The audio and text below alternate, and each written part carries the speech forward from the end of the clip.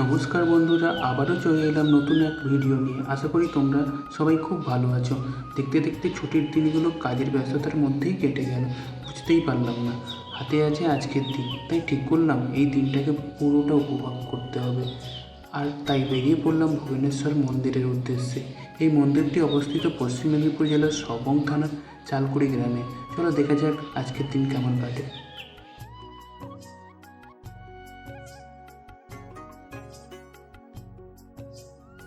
নদীর শান্ত জল, তার বুকে ভেসে চলা কয়েকখানা নৌকো, আর ওপরে বিশাল নীল আকাশ। এই সাদামাটা প্রকৃতিটাই আমার সবথেকে বেশি প্রিয়। প্রি ওয়েডিং শ্যুটের জন্য এমন নিখুঁত, শান্ত আর রোমান্টিক লোকেশান আর হয় না।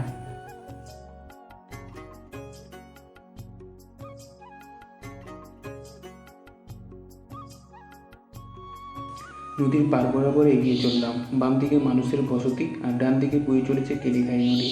এখানকার মানুষের জীবনযুদ্ধ ভীষণ কঠিন। বর্ষার সময় এই কেলিঘাই নদীর জল বাড়লে ভয়ঙ্কর রূপ ধারণ করে। যে কোনো মুহূর্তে বাঁধ ভেঙে গ্রাম তলিয়ে যাওয়ার আশঙ্কা থাকে। তাই বছরের প্রায় পুরো সময় জুড়ে চলতে থাকে বাঁধ মেরামত আর পাকাপোক্ত করার লড়াই। এখানে উঠোন মানে রাস্তা, রাস্তার উপরেই ধান, চাল আর নানা রকম শস্য শুকনো হয়। তাই চলার সময় আমাদের একটু বেশি সতর্ক থাকতে হয়, যাতে তাদের শুকনো শস্য নষ্ট না হয়। তো এইভাবেই আমরা এগিয়ে চললাম মন্দিরের দিকে।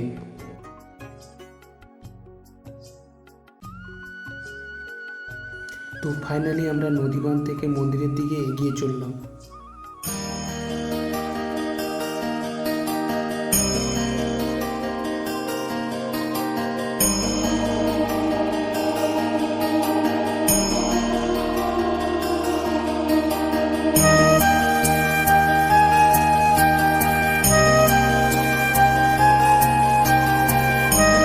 মহাদেবের কাছে আমার একটা বিশেষ প্রার্থনা, এই পৃথিবীতে যেন সমস্ত জীবকুল খুব ভালো থাকে, সুস্থ থাকে।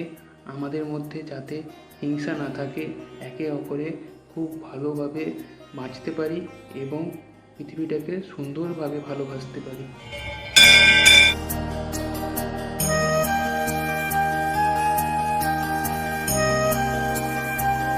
তো মন্দিরের যে পুরোহিত ছিলেন, ওনার সঙ্গে আমাদের আজকে দেখা হলো।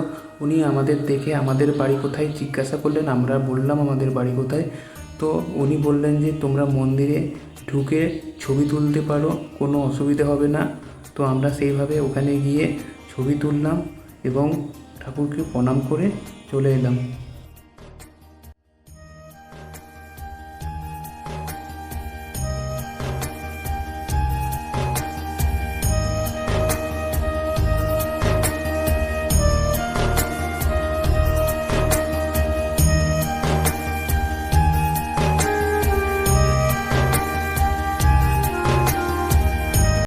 ঠাকুর মহাশয় এখানে বসেই পুজো করেন। কেউ পুজো নিয়ে এলে এই ঘাটেই সেই পুজো সম্পন্ন হয়। এই যে পুকুরটা দেখছো, এখানে মাছ ছেড়ে মানত করা হয়। বিশ্বাস করা হয় এতে মনস্কামনা পূর্ণ হয়।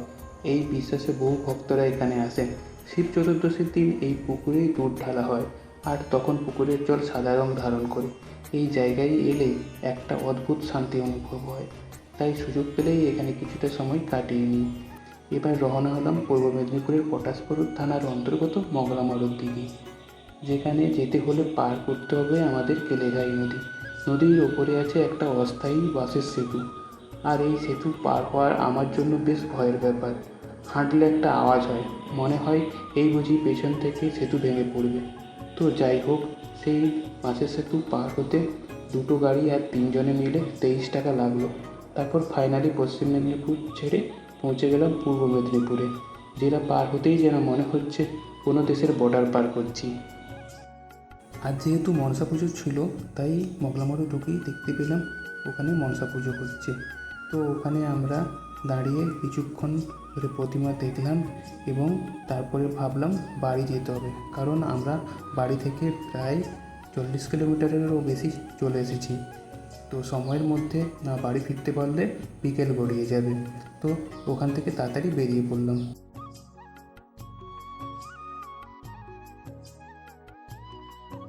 তো আবার কেলেঘাইয়ের ব্রিজ পেরিয়ে চলে এলাম সবঙ্গে। তো এই যে রাস্তাতে মেলা আছে সবুজ সবুজ, এগুলো হলো মাদুরের কাঠি।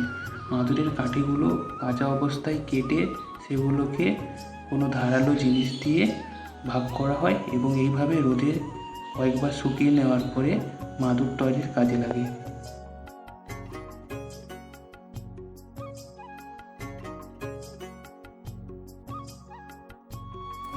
তো বাড়ি যেতে যেতে একটা জিনিস আকর্ষণ করলো, সেটা হচ্ছে এই স্কুলটা। তো স্কুলটা হচ্ছে একদম নদীর ধারে। তো আমি বাইক থেকে নেমে হেঁটেই যাচ্ছিলাম এই স্কুলের রাস্তা ধরে, দেখলাম স্যারেরা ক্লাস নিচ্ছে বাচ্চাদের। তো আমার এটা ভেবেই ভালো লাগছে বাচ্চারা কত সুন্দর প্রাকৃতিক দৃশ্য উপভোগ করবে ক্লাসে বসে থাকতে থাকতে। তো আমরা ওখানে কিছুক্ষণ সময় কাটিয়ে বাইক নিয়ে চলে এলাম বাড়ির দিকে। তো আজকের ব্লগটা এখানেই শেষ করছি, দেখা হবে পরবর্তী কোনো ব্লগে। ততদিন তোমরা খুব ভালো থাকো, সুস্থ থাকো।